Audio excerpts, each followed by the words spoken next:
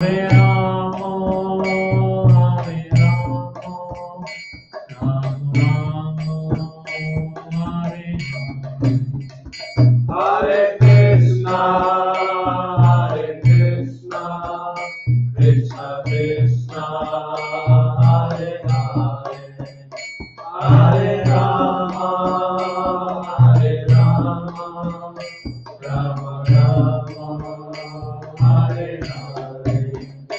Jaya Prabhupada, Jaya Prabhupada, Jaya Prabhupada, Srimad Prabhupada. Jaya Prabhupada, Jaya Prabhupada, Jaya Prabhupada, Srimad Prabhupada. Sayang Vishvara Paramahamsa Paritvraj Gatsarya Stotra Sata Sri Srimad Saranaravindra Bhaktivedanta Swami Maharaj Prabhupada Ki Jai. Ananta Guru Vaishnava Vrinda Ki Jai. Damatsara Haridas Thakur Ki Jai. Prem Sakho Sri Krishna Chaitanya Prabhu Nityananda Sri Advaita Karatara Sri Vasari Gaur Bhakta Vrinda Ki Jai. Sri Radha Krishna Bhaktivinoda Chamakara Radha Kumar Kavatna Ki Jai. Rantaraj Srimad Bhagavatam Ki Jai. All glories to the assembled devotees, Hare Krishna. All glories to the assembled devotees, Hare Krishna. All glories to the assembled devotees, Hare Krishna. All glories to Sri Sri Guru and Guru. Namah Vishwade Krishna Krishna Bhutale Srimad Bhaktivedanta Swami Namaste Saraswati Deve Gaurav Prasari Nirviseswani Namaste Krishna. Om Namo Bhagavate Vasudevaya. Om Namo Bhagavate Vasudevaya. Om Namo Bhagavate Vasudevaya.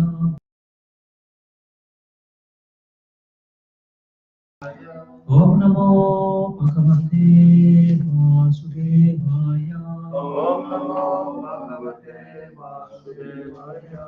This morning we are reading from Srimad Bhagavatam, Canto 2, Chapter 7, Scheduled Incarnations with Specific Functions, and Text 1.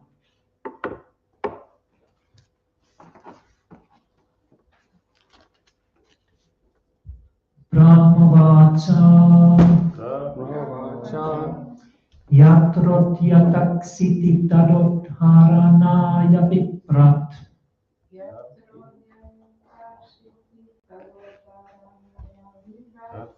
Yatrot Yataksiti Tarot Haranaya Viprat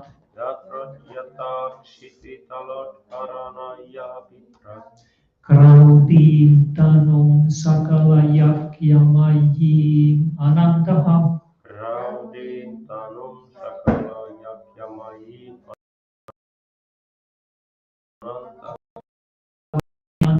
Sakali Ananda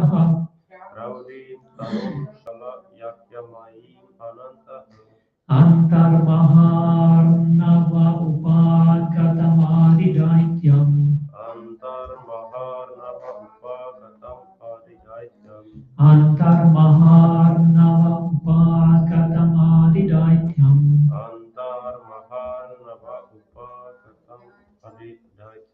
Tam Tam Strayadrim Iva Vatsrataro Dataru Tam Strayadrim Iva Vatsrataro Dadara Tam Tam Strayadrim Iva Vatsrataro Dadara Tam Strayadrim Iva Vatsrataro Dadara Brahmavacha Yatrot Yataksiti Tarot Haranaya Viprat Yatrot Yataksiti Tarot Haranaya Viprat Kraudim Tanum Sakala Yakyamayi Anantaha Kraudim Tanum Sakala Yakyamayi Ananta Antar Maharnava Upagatamadidaityam Antar Maharnava Upagatamadidaityam Tam Tam Strayadrim Iva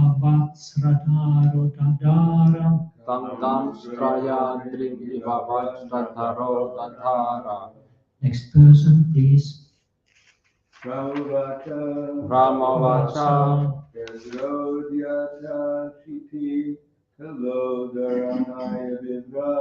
Yatrodhyata Siddhi Talodharanaya Viprat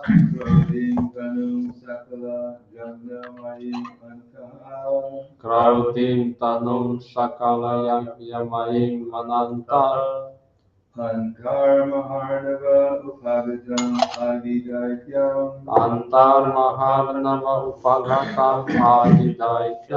Tam Tam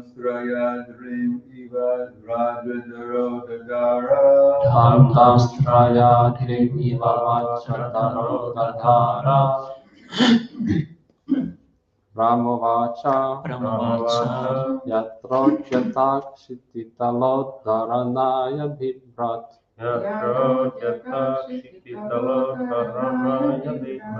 Kraudim Tanum Sakala Yagyamahim Ananta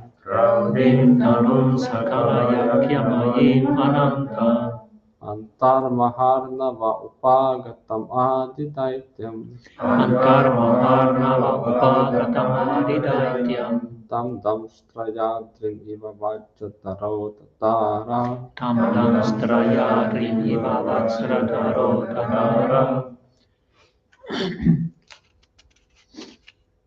The ladies.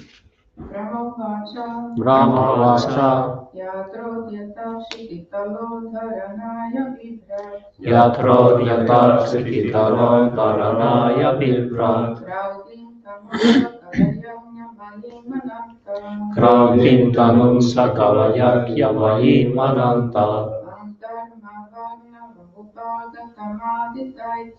Antar Maharnava Upagatam Adidaityam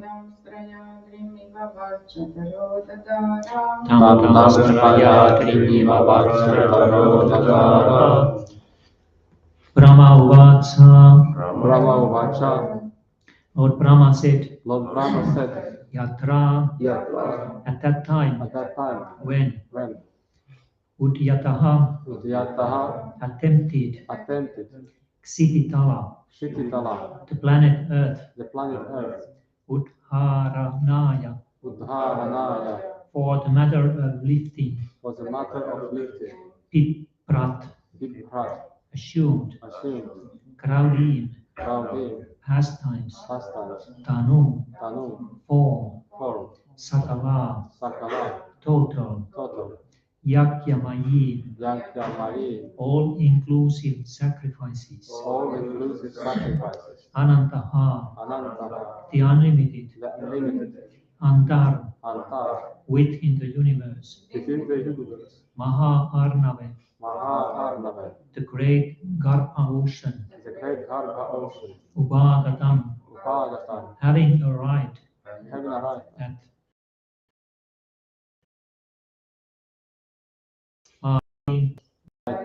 demon, Tam him, Damstraya, by the task, Adrim, the flying mountains, Iva, like, Vajrataraha, the controller of the thunderbolts,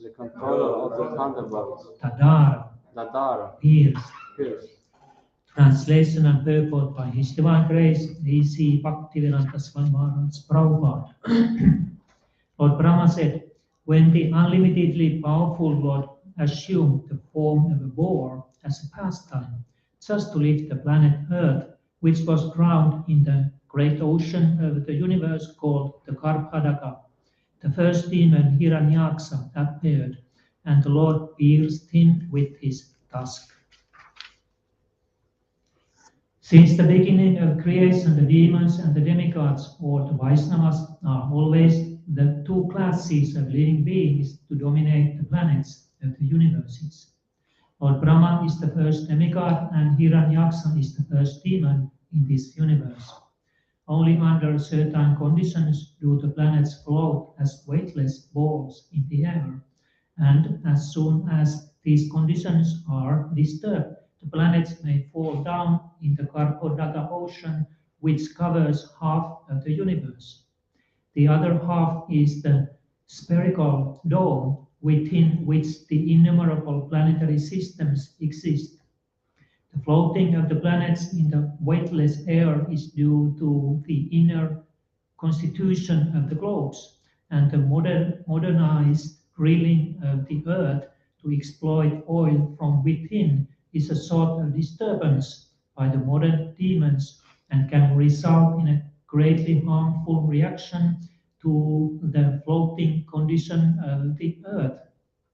A similar disturbance was created formerly by the demons headed by Hiranyaksha, the great exploiter of the gold rush, and the earth was detached from its weightless condition and fell down into the Garbhodaga ocean. The Lord, as maintainer of the whole creation of the material world, therefore assumed the gigantic form of a boar with a proportionate snout and picked up the earth from within the water of Garbhodaga. Sri Jayadeva Goswami, the great Vaishnava poet, sang as follows: Vasati dasana sikhere dharani tava lagna sasini kalanka kaleva nimagna kesavadrita sukara rupa chai jagadishare. O Kesava, O Supreme Lord, who have assumed the form of a boar, O Lord, the planet Earth rested on your tusks, and it appeared like the moon engraved with spots. Such is the symptom of the incarnation of the Lord. The incarnation of the Lord is not the concocted idea of fanciful men who create an incarnation out of imagination. The incarnation of the Lord appears under certain extraordinary circumstances, like the above-mentioned occasion, and the incarnation performs a task which is not even imaginable by the tiny brain of mankind. The modern creators of the many cheap incarnations may take note of the factual incarnation of God as the gigantic boar with a suitable snout to carry the planet Earth. When the Lord appeared to pick up the earth, the demon of the name Hiranyaksha tried to create a disturbance in the methodical functions of the Lord, and therefore he was killed by being pierced by the Lord's tusk. According to Srila Jiva Goswami, the demon Hiranyaksha was killed by the hand of the Lord. Therefore, his version is that after being killed by the hand of the Lord, the demon was pierced by the tusk. Srila Vishwanatha Chakravarti Thakura confirms this version.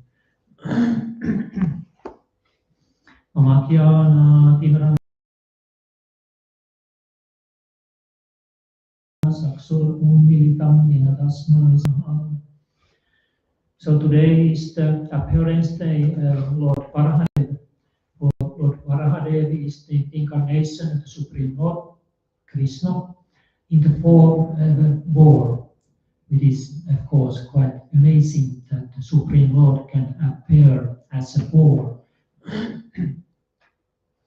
But he is not ordinary boar. We understand that the incarnation material bodies, like we have this very word incarnation is not very accurate. I don't know, but I think it comes from Latin, and it means something like coming into flesh. So the Supreme Lord does not come into flesh. His incarnation is transcendental, and his body is transcendental, it is eternal, full of bliss and knowledge and eternity. And we should not think that he is like an ordinary boar, of course.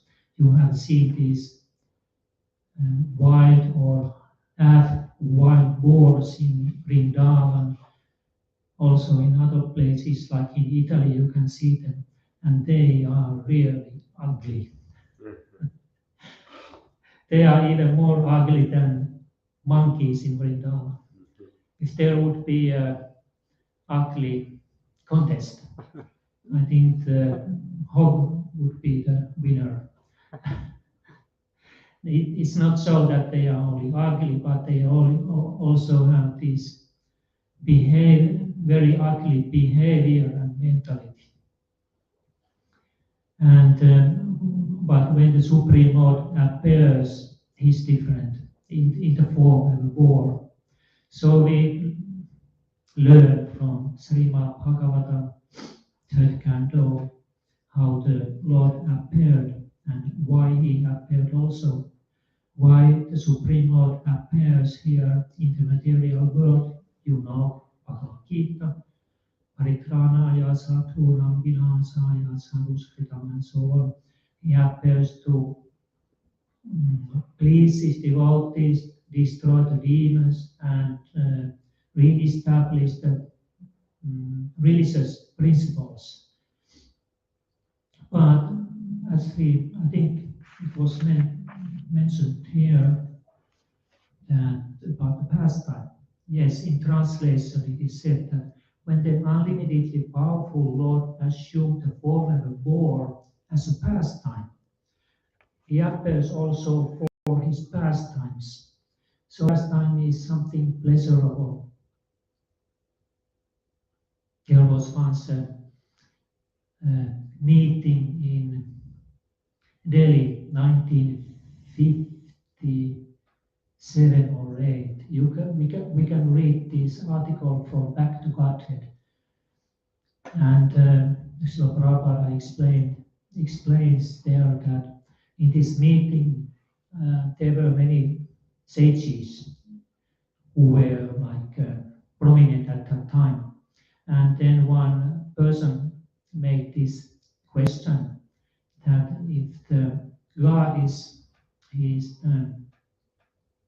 omnipotent, then why there is evil in the world? I think this is quite a common question among those who study religion or are interested in religion. If God is good, why there is evil? And this one of these sages who belong to impersonal this school, he tried to explain that yes, if the living entity suffers here, it is a pastime of the Supreme Lord.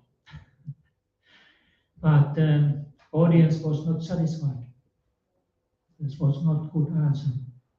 And in his article, Srila Prabhupada, in the Back to Godhead magazine, he explains what is the meaning of pastime, what is the meaning of who is the Supreme Lord, who is the living entity, and what is the meaning of pastime.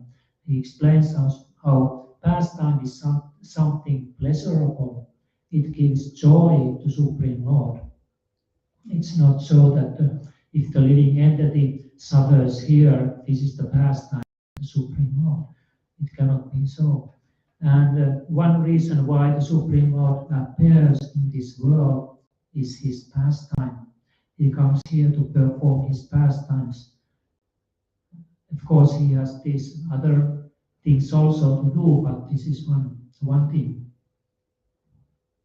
And his pastime in this part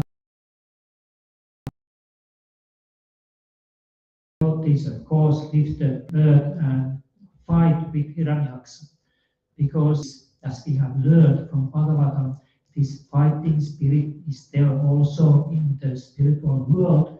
Otherwise, how it could be here in the material world? So the Krishna has also this fighting spirit, but in the spiritual world, usually they don't want to fight with Krishna. There are no enemies of Krishna. Of course, cowherd boys, they are wrestling, but if he wants to really fight for death, then he has to come to this material world, because here are demons who are ready to fight with Krishna. And therefore, this this story begins when the four Kumaras try to go to Vaikuntha. Now you know this story, so we don't go to any details. But the result is that these doorkeepers were cursed to fall down to material world. And they took the birth as the sons of Kasyapa Muni and Diti, his wife. And this story actually begins a little earlier because Swayambhuva Manu and his wife, was it Satarupa? I think so. They inquired from Brahma that what shall we do? How can we please you? And Brahma explained them that you are the Prajapatis and you have to inhabit this material world with living entities. We are ready to follow your order, but please, can you lift the planet Earth, which is submerged in the Karkodaka ocean? That was explained here in Prabhupada's purport. And then Brahma, he was contemplating this task because it was not so easy. And then his conclusion was that this is quite difficult for me, then it is better to ask help from the Supreme Lord. And when he came to this conclusion, then from his nostril appeared this small, tiny boar flying in the air. And Brahma was really surprised. That's right. Suddenly from the nose comes out such a thing, and he is flying in the air. But this boar was not like these ordinary boars, what I tried to explain in the beginning. He was beautiful. He was like a source of all purity, and he was pleasing to see. This is one of the feature or attribute of the Supreme Lord. He is always pleasing to see to his devotees. Demons may see him a little differently, but his devotees always, they are pleased to see the Supreme Lord. Like we are pleased to see on the morning when we have this deity greeting of the altar. So devotees are pleased to see the Supreme Lord dressed and worshipped nicely.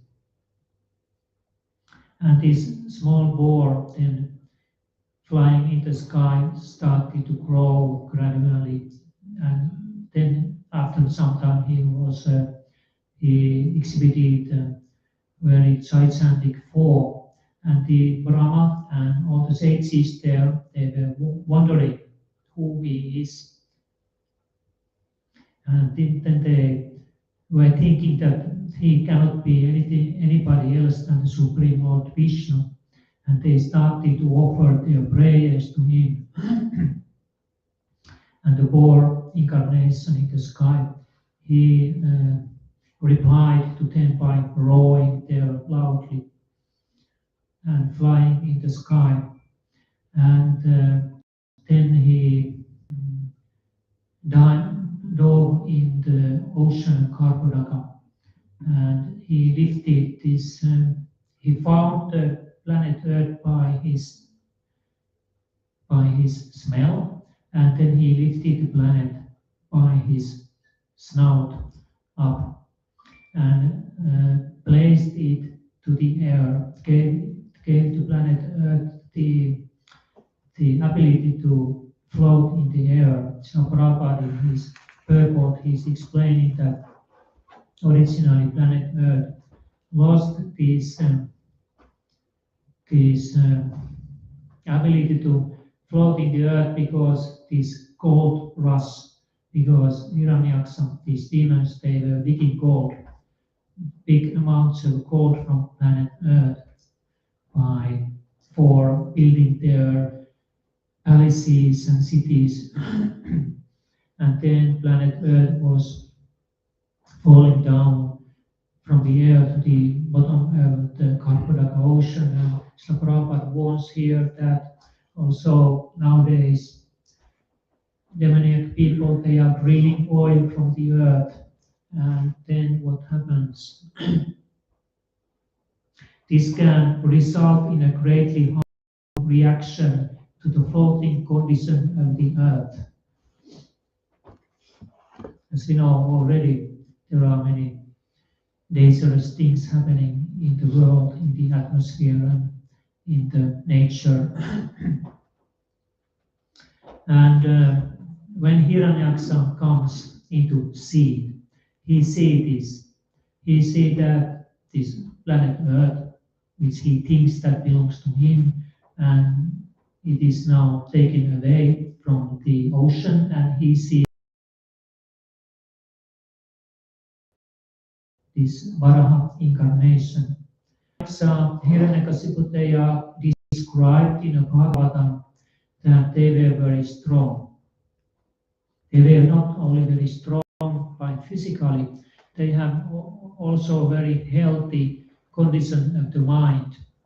They have very healthy false ego, thinking that I'm the enjoyer of the world, I'm the controller, I'm the most powerful and strong. They were not mental. They were not losers in this material world. And they had very good self-confidence.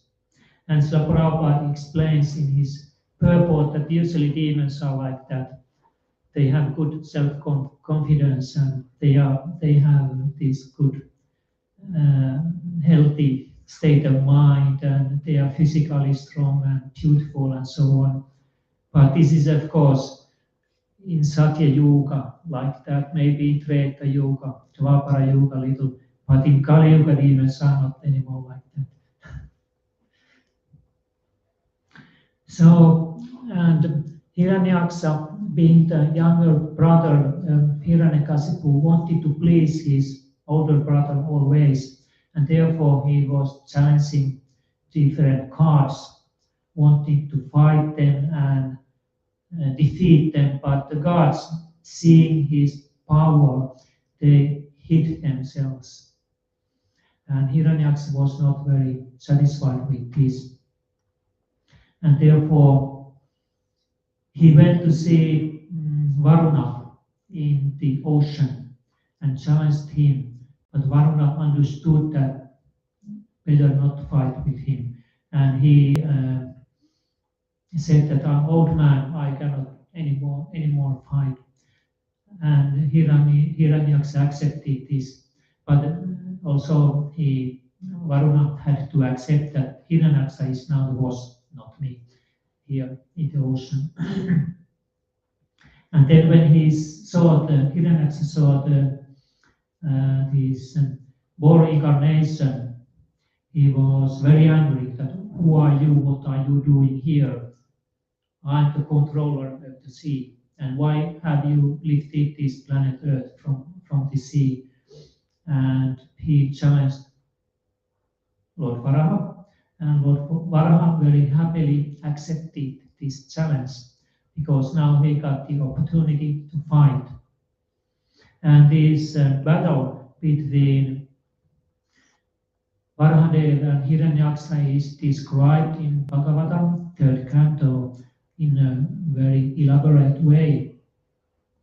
They were fighting for a long time, and by clubs first. And they were both expert club fighters.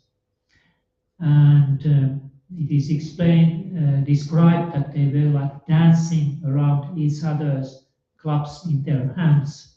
And sometimes they got hits, and there were their bodies were bleeding, and they smelled this fragrance odor of the blood, and this gave them more enthusiasm to fight. And then demigods, they were observing this fight, but because they, although are devotees, still they didn't have complete faith to the victory of Varahadev. So they were a little diplomatic, seeing that what is happening there. Of course, they were fearing that if the Hiranyaksha will win, then he will retaliate to us if we side now Varahadev. And Hiranyaksha, in one point, he started to lose his power. And demons in that point always, they use these mystical powers that they have. So he disappeared from the scene and he created all kinds of illusions which Varaha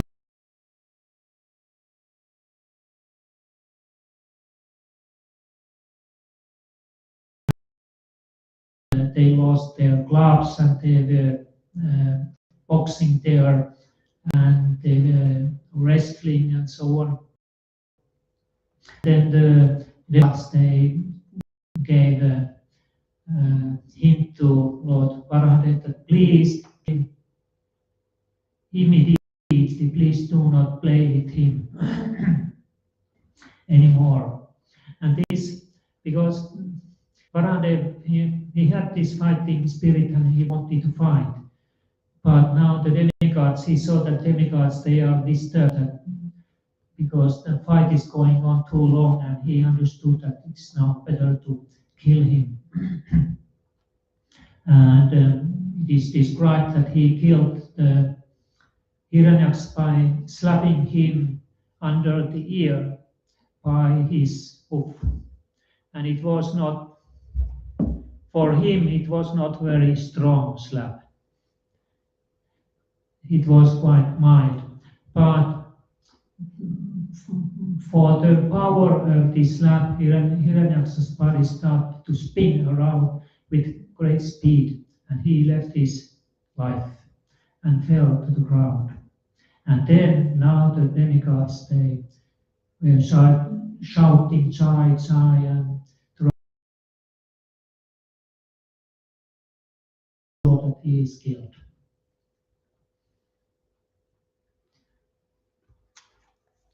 And Srila Prabhupada here at the end, he explains that because in some places this described that he killed him by piercing him with his tusk.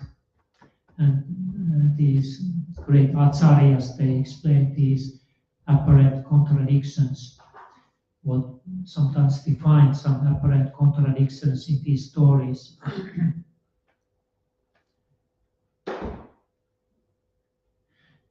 Srila Prabhupada explains here that such is the symptom of an incarnation of the Lord. The incarnation of the Lord is not to be concocted idea of fanciful men who create an incarnation out of imagination. So this incarnation must be found from Shastra. It's not so that somebody can invent some new incarnation or old incarnation. Also, the mission of the incarnation is found from the Shastra, and the symptoms so that the devotees can recognize who is the incarnation. Like Lord Chaitanya Mahaprabhu, his incarnation is described in many Shastras quite accurately. And his mission also, which was to inaugurate the Sankirtan movement, it is also described. And all these descriptions, they fit to Lord Chaitanya Mahaprabhu as Sanatana Goswami says. You remember Lord Chaitanya Mahaprabhu met Sanatana Goswami in Varanasi and instructed him there for many days. And he also instructed Sanatana Goswami about the incarnation as the Supreme Lord. And then, after these instructions, Sanatana Goswami could understand that Lord Chaitanya Mahaprabhu is one of the incarnations of the Lord. But when he tried to say that Lord Chaitanya Mahaprabhu, he changed the subject matter, because in this incarnation as Chaitanya Mahaprabhu, he does not claim to be the Supreme Lord, but the servant of the Supreme Lord, because he is preaching by his own example how we should serve Krishna and how we should take the position of the servant, Krishna's servant.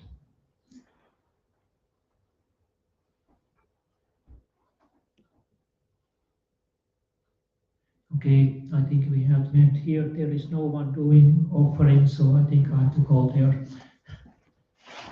So do you have any comments about this or questions, please say.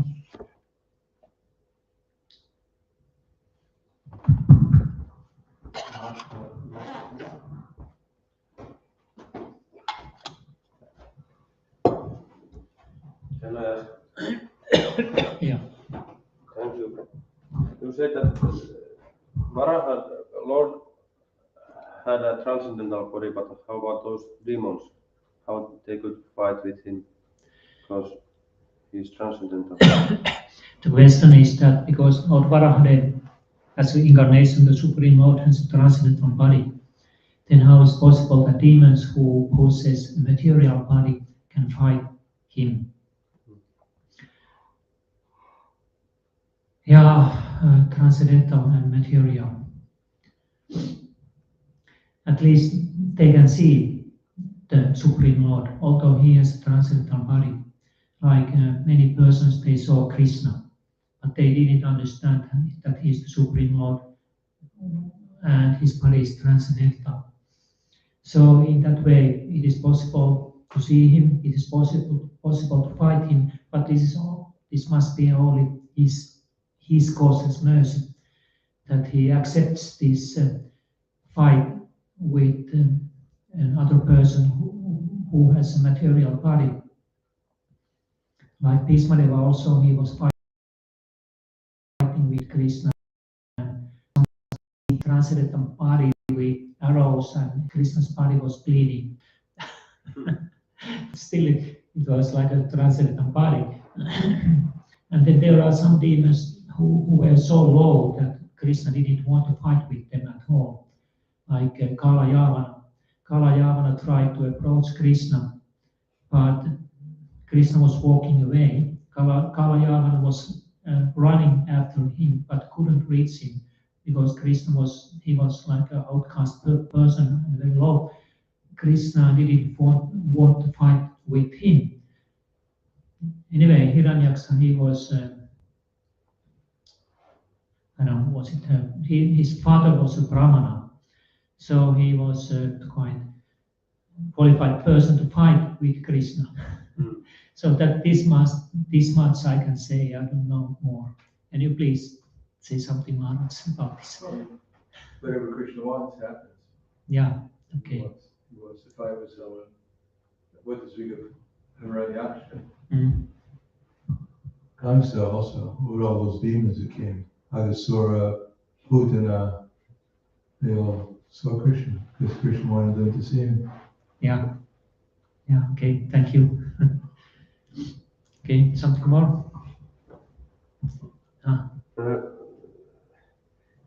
Extended question. If Krishna was always like, Krishna decides who fights with him or to do something, so do we have then at all free will? Like, if Krishna decides that, okay, now you must fight with me, and then that happens that he will fight with him. I think that Hiranyaksa wanted to fight with Vara. No. It was not against his free will. Oh. I think Krishna fights with those who want to fight with him. Ah, I don't know. okay.